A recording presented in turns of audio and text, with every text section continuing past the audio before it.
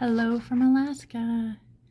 I'm not going to show you my whole room tonight. I'll do that on the next video, but look at the view from my hotel. Look at those mountains. See all the snow? It's coming down the mountain. All right. Let's read chapter 4.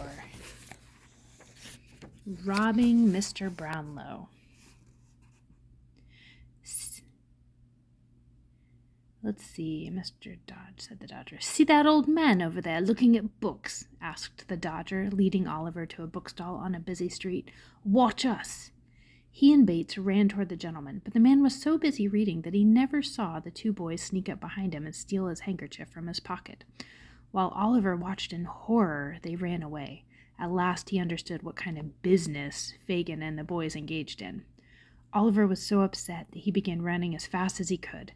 The Dodger and Bates were already out of sight. There's Oliver back there looking.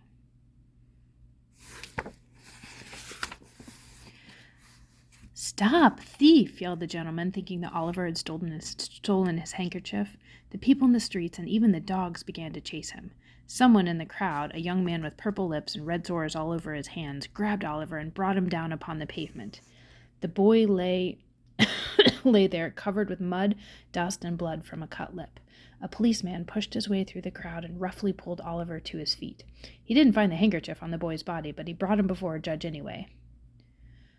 I'm afraid the boy is sick, Your Honor, said Mr. Brownlow, the victim of the robbery. Don't treat him too badly.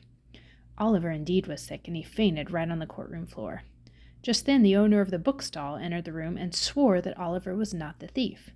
The boy is freed, said the judge. Call us a carriage, said Mr. Brownlow. The boy is burning up with fever. I will take him home with me. Mr. Brownlow's house was completely different from Fagin's. Everything was new and clean. Oliver slept in a big soft bed, and Mrs. Bedwin, the housekeeper, nursed him back to health in several days. On the wall of Mr. Brownlow's sitting room hung a picture of a beautiful young woman.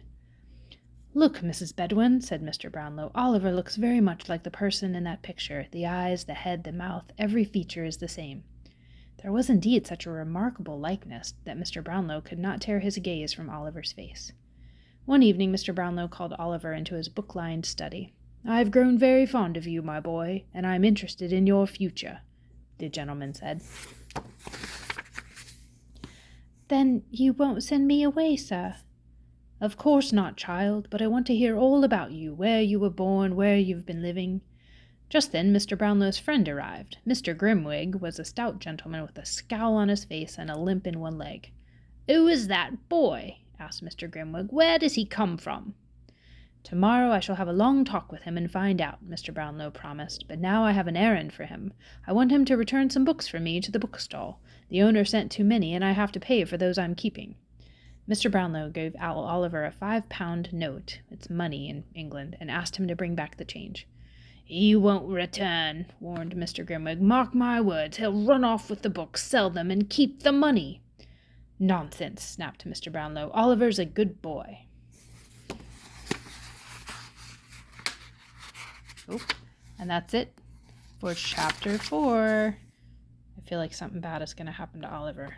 We'll see.